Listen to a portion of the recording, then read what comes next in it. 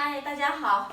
昨天我不是给我妈做了一个用红薯做了一个红薯玉米汁儿，然后我妈吃的挺好的，但她说我昨天做的有点稀了，就属于稀汤汤了。然后我今天给她做一个大块的，就做的稠一点，她说稠的吃的过瘾，今天让她好好过一下瘾。先把这个红薯去一下皮。这个红薯是我们当地的板栗红薯，吃起来特别面。这个熬出来的粥很香哎。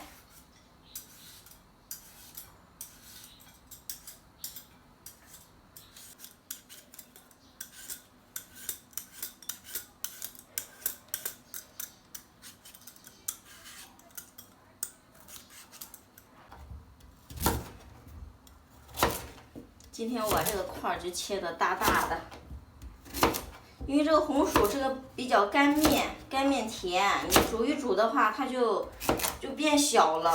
所以昨天我妈说怎么那么小？今天我用这个小锅，给我妈熬一锅，她早上喝一碗，晚上喝一碗。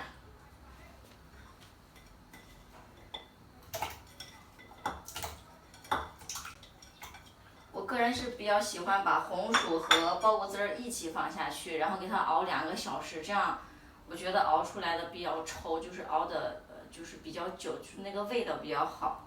看，这是我们家自己去年拉的那个苞谷汁还有一点，你看自己拉的就是油气比较大啊。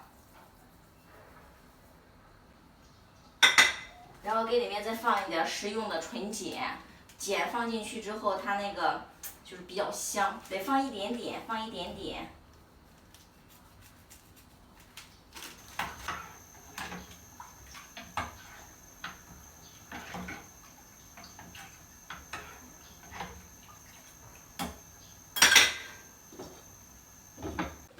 今天给我妈准备的素菜是，半根胡萝卜，白萝卜，还有一个面土豆，2个枣。今天是那个油白菜，昨天不是青菜嘛，今天是油白菜，给它换一下。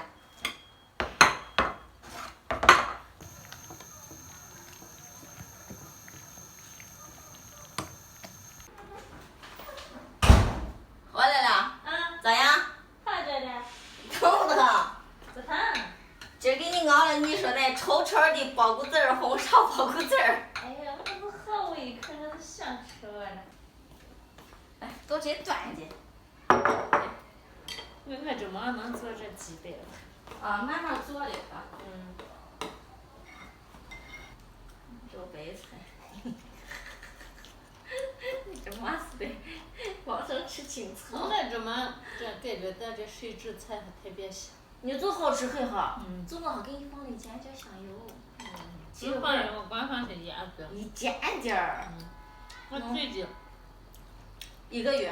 得几个月。啊，得几个1个月后年积的，只不过是我肉淡了的少吃1家。